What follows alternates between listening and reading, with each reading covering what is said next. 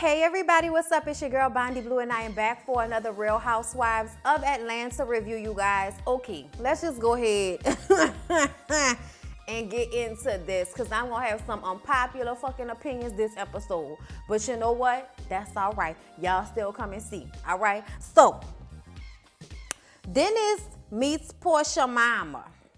Portia is excited about the fact that she and Dennis now have matching tattoos. And for some reason, she thinks that that solidified their relationship.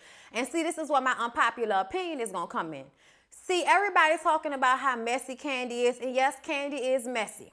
But at the end of the day, you don't think that's some information you might have wanted to know? I don't care what Portia talking about. If a nigga is walking around getting bitches' names tattooed on him, every relationship he's in, that's something you should want to know, especially if you think the tattoo sealed the deal in the seriousness of y'all's relationship, okay? Now, I'm just going to go ahead and put that out there. I'm not saying that she needed to hear that from Kandi. I'm not saying that Kandi needed to only talk about Portia in every fucking scene that she didn't have. This episode, last episode, just constantly bringing up this situation with Dennis like you was just waiting for somebody to take it back to Portia. Girl. So don't get me wrong, y'all. I see Kandi, okay? I see her. She don't see me, but we still see each other, okay? Like, because she know we out here saying this shit about her.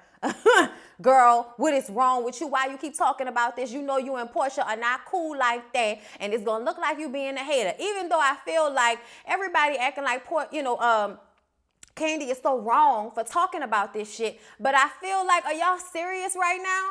The way Portia talked about Will last season, Eva talked about Will, the way everybody talked about Ty Tucker, I just kind of feel like that's what comes along with the territory. When you want to date a woman on these reality shows, especially Real Housewives of Atlanta, you need to be prepared to be questioned, for your life to be picked through with a fine-tooth comb, and for Kandi to know somebody you fucked with, okay? So this is just what happens, okay? Now, if y'all don't want to deal with this type of shit, don't bring y'all men on Real Housewives of Atlanta, but I just personally feel like everybody's overreacting about the fact that, we got something to say about Dennis and him getting various bitches' names tattooed on him and always buying everybody Rolexes. If this is something you define as making you feel special, but he doing it for everybody like it's on a dollar menu or something like that, it's just not that special no more now, is it? Okay, like I'm just saying, y'all. But back to Portia being excited and her mom, with her storm hair giving us life and everything. Miss Diane is just excited, but she's also worried that this relationship will be like the relationship that Portia was in with Cordell, where she couldn't just come over and say hey to her daughter whenever she felt like it because Cordell had created boundaries, okay? You can't come over to my house without calling first. We got to have a day where you come over. You can't just, y'all know Cordell was all controlling and shit, and Portia couldn't live her best life with that nigga. But now she out here living her best life with Dennis. And girl, we are happy for you. Don't get us wrong. We are happy for you. But if you think that you gonna say that, Kandi tried to rape you in a sex dungeon and, you know something about Cynthia's ex-soul man, like, you not about, saying the shit she said about, what's your boy, Peter, when he was on the show, you not about to do all of that and then bring your man on this show and think ain't nobody gonna have nothing to say about his ass, especially if we know some information. Like, get the fuck out of here with that, y'all. I'm just saying, for everybody to think that we wasn't gonna have to talk about Dennis and whatever the shits he got going on with all of these other girls in Atlanta, child, please. We was gonna have to talk about it. Whether Kandi brought it to the table or somebody else brought it to the table, it was going to have to be brought to said table, okay? Just like with everybody else on this damn show. You ain't special, bitch. I'm just saying. Y'all can say what y'all want to say, but Portia gonna get this treatment just like everybody else. You done been through this already before with Cordell. You know how everybody felt about him with his controlling ass. You know everybody gonna have an opinion about a nigga they just met. Okay, somebody that you didn't already clanked it down with, that you only been messing with for like a couple of months. You know what I'm saying? I still want Portia to be happy though. Hey, y'all, so in another scene when we discussed Dennis, and I'm kind of getting, tired of it. I just don't understand why Kandi can't just let the shit go. But I understand we on a reality show and we got to talk about this messy shit. So Cynthia, Marlo, Nene, and Kandi go to lunch. And Marlo is happy that Cynthia is not dressed down in her stud attire, okay? Meaning she got on heels and a dress. And I just kind of feel like, You know, I feel like Marlo just that was shade to me, Marlo. That was shade to me. Everybody doesn't have to dress like they're going some fucking way every time somebody come to their house. I appreciate the fact that Cynthia does not always have on a fucking ball gown everywhere she goes. Like, if that's the life you want to live, that's fine. But you're not about to make somebody that didn't actually stump somebody's fucking runways feel bad about the fact that when they at their house, they want to be cute in their little sneakers and shit. You better let 51 Cent live her fucking life, Marlo. Okay, like I don't understand how somebody who only acquires all of these things because, you know, of some man that she's fucking just has so much to say about the women who have actually been models in the industry that you so bucked up to wear their clothes. Like, they used to wear their shit and get paid for it, bitch. You the one out here spending thousands of dollars on this shit. Ain't really making your life no better. Okay, we love Marlo's Closet and watching you on Instagram, bitch, but is that really putting money in your pocket? Okay, that's the question. I'm not saying it's not. I'm asking. Okay, I'm asking for somebody. Anyway. So y'all, Candy brings up Portia Nubu. Y'all know she had to tell him about the tattoo situation. Marlo says that if Portia tell her that that man got her name tattooed on him, she just gonna pass out right on the floor. I'm like, well, bitch, be prepared to pass the fuck out. Candy tells them that he just stopped talking to a friend of hers like a month ago. And we don't know how long, they've been together 5 months. So that means that he just now, you know, exiting out of all of his other relationships, which I feel like is okay. I don't feel like that's a bad thing. Like, y'all dating, now that it's serious, you know, dump some of these girls for Portia. And that's cute and that's fine. I don't think there's anything that anybody really needs to be worried about. But that tattoo and Rolex shit is the issue for me. Why are you getting all these bitches' names tattooed on you, sir? What are you trying to prove, okay? Looking like a bald-headed Anthony Hamilton, okay? Charlene, in this case, Portia. Come back, okay? Look, whole bunch of mess going on. They have to discuss who's gonna drop said tea. All right, everybody agrees that Candy's ass does not need to be the one to take this information to Portia because they are not on the same page. They are not in a place where they can do that. Nene obviously is going to have to be the one to break this news to her. But at the table, everybody says that they won't tell her anything. And I'm like, child, please. She going to get wind of this as soon as somebody turn their head and she's able to text somebody. Okay? We just knew that somebody was going to spill that tea. That was the whole purpose of that little sit down. So y'all, Eva and her mom and her best friend Ebony go dress shopping, and Eva's mom is super duper cute. Like, she came in there with her nice little dress on, okay, and her little black lady blonde natural hair. I was just like, well, all right, you better live. But what bothers me about Eva's mother is that, you know, you mean to tell me all of these years of you making money and living your life and having children, you never decided to go ahead and have a renewal of y'all vows and have the wedding you always wanted instead of trying to take over your daughter's wedding? Okay, now let me tell y'all something. If mama wanted to take over the wedding, but she was paying for shit like over there at Potomac, I wouldn't even really have that much of an issue.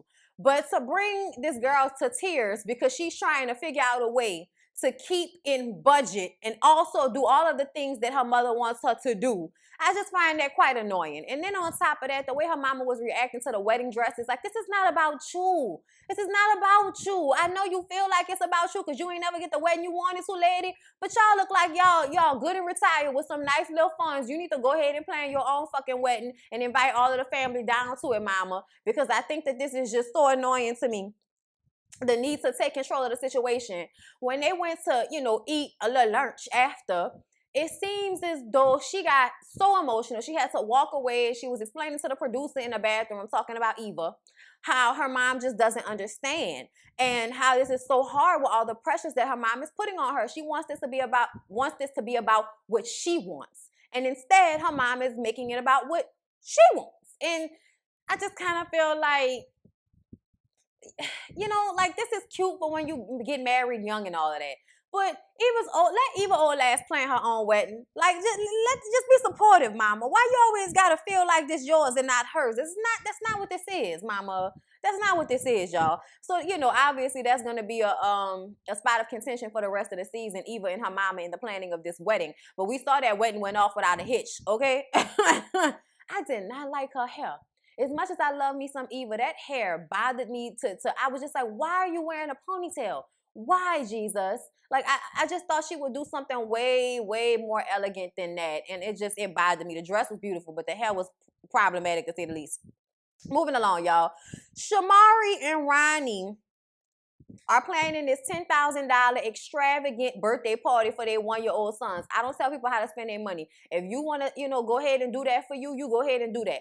The main reasoning behind all of the elaboracy of it all, if that's a word, is the fact that she was on bed rest for a large part of her pregnancy. So she didn't get to have, like a shower or anything like that. She didn't get a chance to do any of those things. So now she kind of wants to have that in this one big party. She invited 150 people to this damn party, $10,000, 2 different cakes, and babies that's going to be sleep through most of it. Child, I guess, the party was really for them. It wasn't really for the kids. It was for them.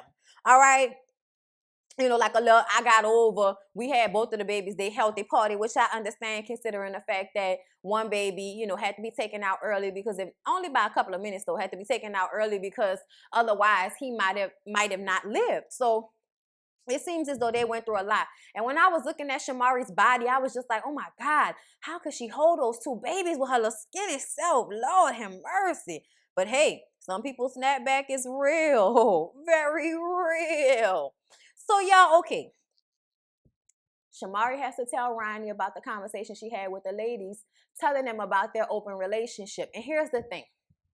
The way Shamari said it to the ladies, it seemed as if it was something that may have not went that well, but it didn't seem as detrimental to their relationship as it really was.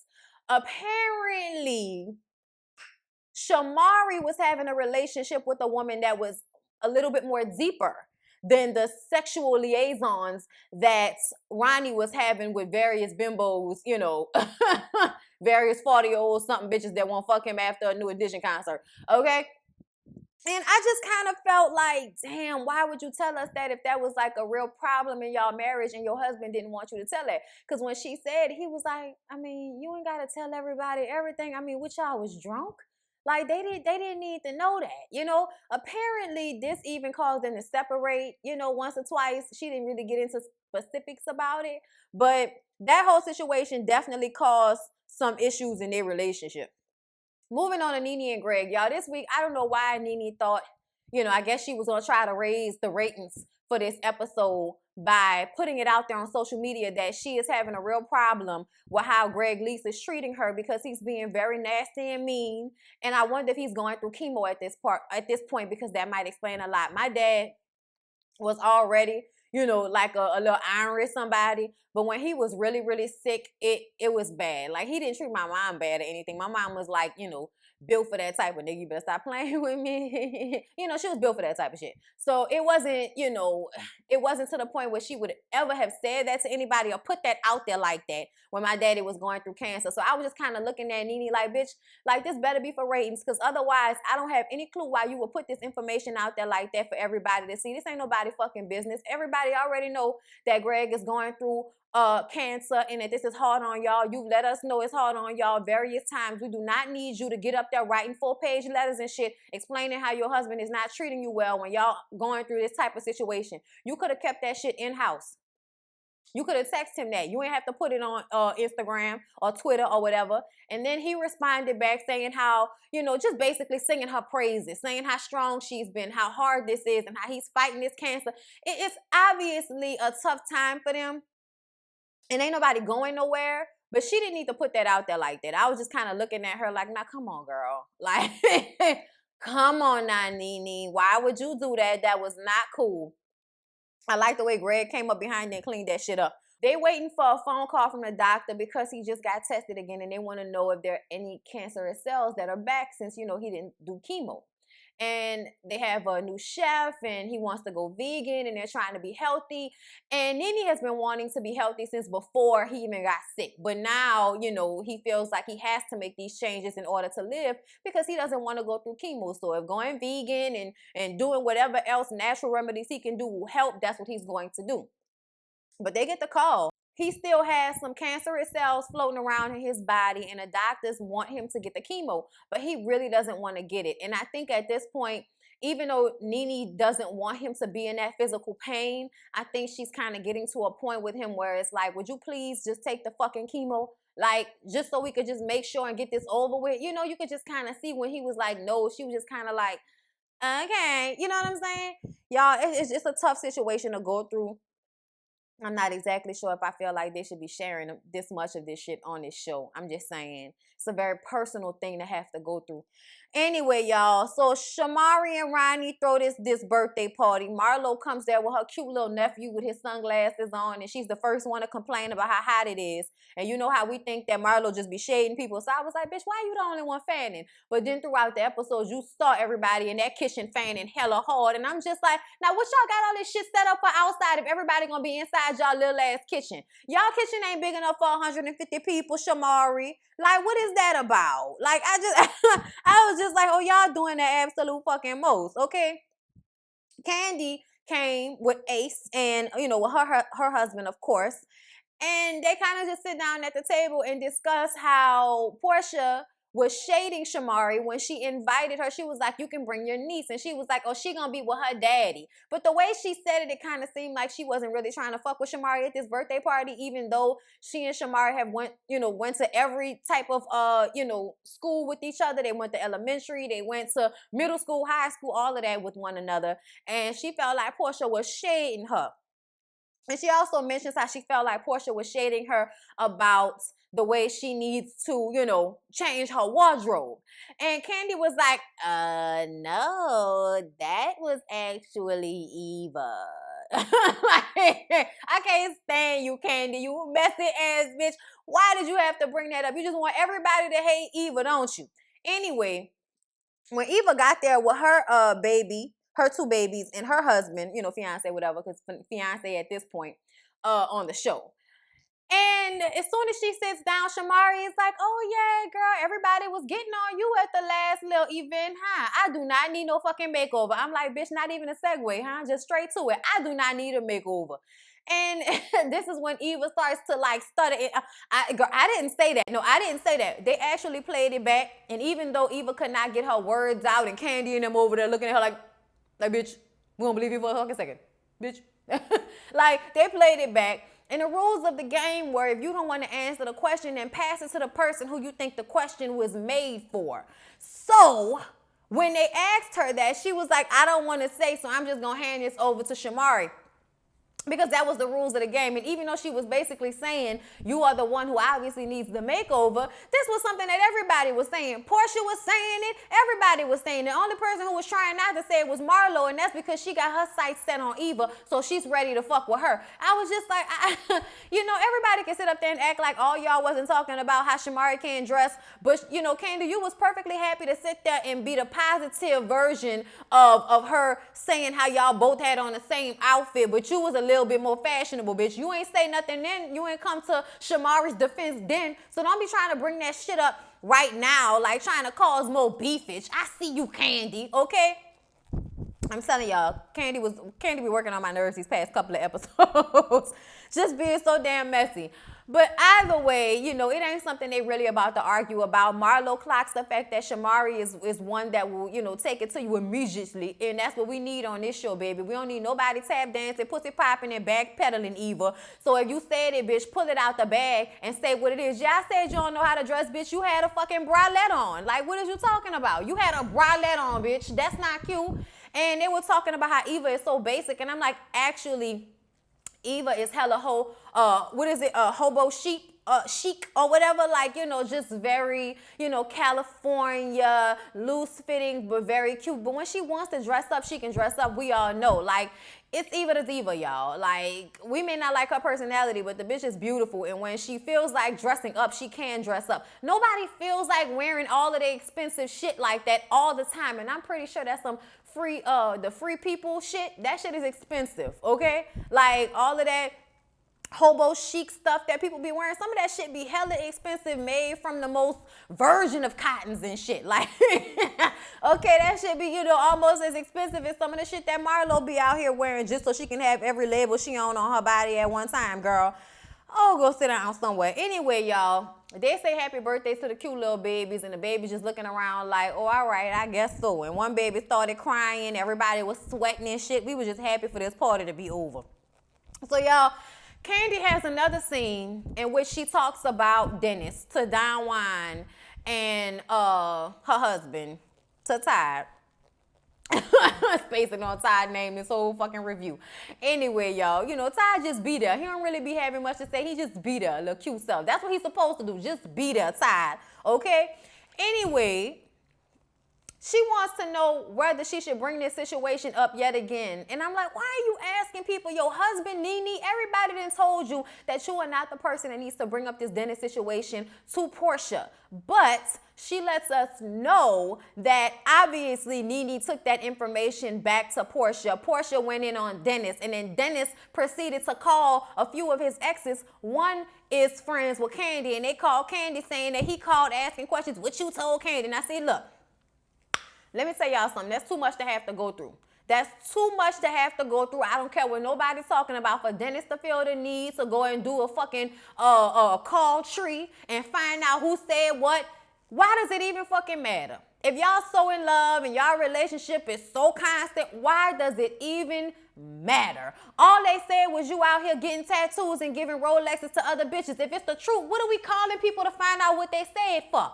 Okay, obviously that's what you do, because Portia didn't deny not a goddamn thing when they had their little sit down, but I just kind of felt like Candy did not need to have another scene where this is all she's talking about is this shit with Portia, because it's gonna make her look like a hater. It's gonna make her look fucking messy, even though bitch ain't got shit else going on. So what else she gonna talk about besides the fact that she knows some information about Dennis because she was born and bred in Atlanta and know every fucking body? Girl, look, all right, Candy. You want everybody to be up your ass this season, you go ahead and keep on down this path that you on. Portia said, wrong road, girl, wrong road, and I concur. Leave it the fuck alone. Like, that's really how I feel. So, y'all, Cynthia is supposed to be opening a wine bar. Cynthia don't know nothing about wine, but she like to drink it, okay? And she looked like she liked to drink the cheap shit that you can get from Walgreens, just like the rest of us, which is cute. But I want somebody who know they wine selling me wine. I want to kind of soar, okay? But she said she gonna hire some people. Either way, she having a little get-together to announce this to Nene, Candy, and Portia. And Portia and Candy get there first. Portia is obviously pressed about everything that it went down with Dennis and Candy and all of that type of shit, but she's not bringing it up because she doesn't want Candy to win. And I'm just like, oh girl. She doesn't win if your relationship falls apart, okay? Like, she just doesn't. Like, I don't feel like she actually feels like that about it. But yeah, y'all, it was just kind of like, oh, here we go with this shit. When Nene and Cynthia get there, they talk about the wine situation. And then Portia proceeds to constantly talk about Dennis for the next couple of minutes, to the point where Candy is like, okay, so let me just say this, okay? I know that somebody, Nene, took this information back to you about Dennis and me being, you know, friends with some of his exes. I know you're upset. And Portia was like, I mean, I just feel like it was messy for you to go and talk to everybody before it got to me. And Nene is like, well, in all due fairness here, you said some shit last season about Will, Cynthia's ex-boyfriend. And she was like, yeah, but I took that to Cynthia. I'm like, yeah, after everybody else did, bitch. After everybody else did, that's when you took it to her, and it wasn't even no real information. It was what you heard on the street. So my point remains, y'all. They've all did this to one another, and nobody is about to make me, like, get all upset about this shit. Like, yes, Candy, please stop, okay? Please stop. But at the end of the day, Portia, you've done worse, bitch. You've done worse, okay? Shout out to Anais and Jonathan. We've done worse shit. Y'all, I still won't know what that worse shit is. I swear I do. Portia says that she and Dennis are very happy since he got his tattoo, and that's what they do. And apparently, y'all, they got matching tattoos behind their ears. They got, little matching tattoos behind the ear, and he got her name tattooed on him, and she just feels like they're happy. Just let her be. And I'm like, yeah, y'all, she happy. Just let her be. So, in review, the episode was kind of like, you know what I'm saying? I was just, but Married to Medicine wasn't all that good either this week. So I just kind of like, I can't wait for Love and Hip Hop New York. Somebody give me fucking something. 90 Day Fiance, somebody give me fucking something. Because I'm just, you know, I'm not ooh to eye about anything going on Real Housewives of Atlanta. Of course, we're going to make a big deal out of this. Candy knowing Dennis and all of the girls he used to mess with situation. Portia getting in her feelings about it and feeling like somebody hating on her. When ultimately, bitch, if the shoe was on the other foot, you be out there telling this information to somebody hoping that they would make it back to her too. So I'm not about to sit up here and get upset with y'all with all of this fuck shit. All I know is I hope Dennis isn't suspect, but the nigga looks suspect. I hope he's not. Okay, I hope he's not, but you know, it's never a good sign when nigga out here just happy to get buku bitches' names tattooed on him. And Portia like, I mean, I don't know. I could be looking at the girl name every day and I don't know. And well, okay then. Then it don't even matter no more than Portia. Goddamn. Anyway, y'all, that was Real Housewives of Atlanta. I hope y'all enjoyed the review. Please don't forget to like, comment, and subscribe to my channel if you have not already. Love y'all, appreciate y'all, and I'll see y'all in the next one.